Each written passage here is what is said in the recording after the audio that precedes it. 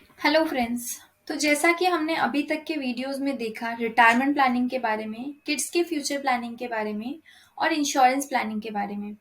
अब हम हमारा फाइनल समरी शीट देखेंगे जिसमें हमको एक्चुअली पता चलेगा कि हमारे कस्टमर को कितना मंथली सेविंग करने की ज़रूरत है। तो ये देखिए, ये हमारा फाइनल समरी शीट है जिसमें आपको सारे गोल्स दिखेंगे।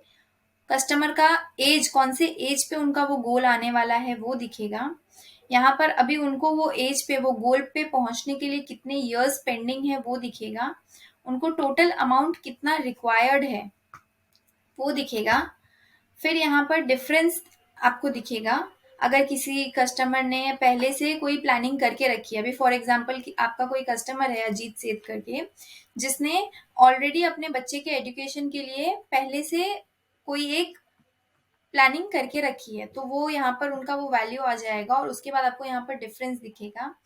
और उस डिफरेंस को फुलफिल करने के लिए मंथली सेविंग कितने की ज़रूरत है वो यहाँ पर दिखेगा। और अगर आप वो लमसम करना चाहते हैं तो लमसम भी वो कितना कर सकते हैं इसमें आपको पता चलेगा।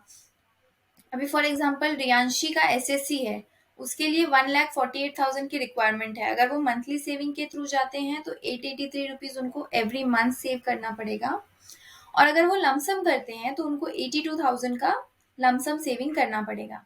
तो ऐसे आपको ये पूरे समरी शीट पे दिखेगा। अब अब हम देखेंगे कि हमको एक्चुअली कितना मंथली सेविंग करना पड़ेगा। तो उसके लिए आपको ये जो सिलेक्ट गोल का बटन दिख रहा है, यहाँ पे आपको उसको सिलेक्ट करना है।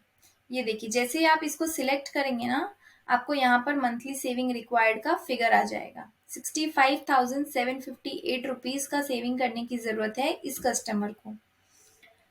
अब कैसा होता है ना, बहुत बार हम जब कस्टमर को ये बताते हैं कि मंथली सेविंग आपको इतना करने की जरूरत है, कस्टमर एक बार के लिए सोच में पड़ जाता है कि मैं ये कर सकता हूँ कि नहीं कर सकता हूँ, क्योंकि 65,000 is not a small amount. तो उस टाइम पे फिर आपको ये सुनने को बहुत बार मिलता है कि मैं आपको सोच के बताता हूँ या ऐसा कुछ। तो उस टाइम पे आपको उसको कैसे हैंडल करना है ये मैं आपको बताती हूँ। यहाँ पे आप देखेंगे ना तो आपको कुछ बटन्स दिखेंगे। ये बजट प्लानर का बटन है, ये डीले कॉस्ट का बटन हो गया। फिर ये आपको कहाँ पे उनको सेव करना है, सेफ फंड में इन्वेस्ट करना है या इक्विटी फंड में इन्वेस्ट करना है या बैलेंस्ड फंड में इन्वेस्ट करना है, ये दिखेगा आपको।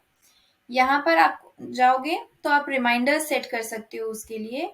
और यहाँ पर आप डायरेक्टली कैलकुलेटर्स पे जा सकते हो, जो हमारा मिसलिनियस कैलकुलेटर था उसके ऊपर। ठीक है, तो अब हम देखते हैं कि हम कैसे उनका बजट का प्लानिंग कर सकते हैं।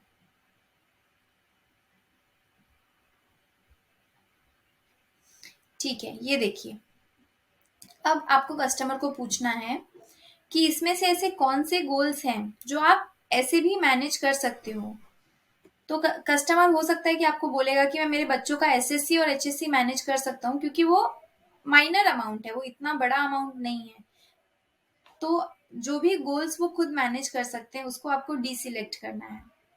अभी रियांशी का एसएससी और एचएससी वो मैनेज कर सकते हैं, विहान का एसएससी और एचएससी मैनेज कर सकते हैं। तो देखिए, जहां पर उनको 64,000 की जरूरत थी, 65,000 की जरूरत थी, अब उनको 61,000 की जरूरत। अब इसके बाद उनको वापस पूछना है कि और ऐसा कोई गोल जो अगर हम थोड़े टाइम के बाद भी उसकी प्लानिंग करते हैं तो अभी के डेट में कोई प्रॉब्लम नहीं आएगा। तो हो सकता है कि आपका कस्टमर बोले कि हाँ, मैं मेरे बच्चों का मैरिज कुछ टाइम के बाद भी अगर प्लानिंग करूं तो चल जाएगा। तो ये देखिए, जब भी आप मैरिज को डी सिलेक्ट करेंगे ना, आपका अमाउंट और कम हो जाएगा।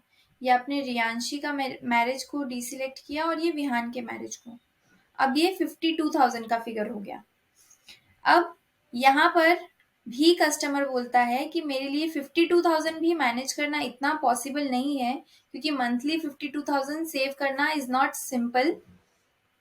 तो अब हम बात करेंगे बजट प्लानर की। यहाँ पे आपको एक ऑप्शन दिखेगा बजट प्लानर का, और यहाँ पर एक ऑप्शन दिखेगा आपको डीले कॉस्ट का। ये दो ही फैक्टर्स है जो आपका सेल्स क्लोज करवाने में आपकी सबसे ज्यादा हेल्प करेंगे।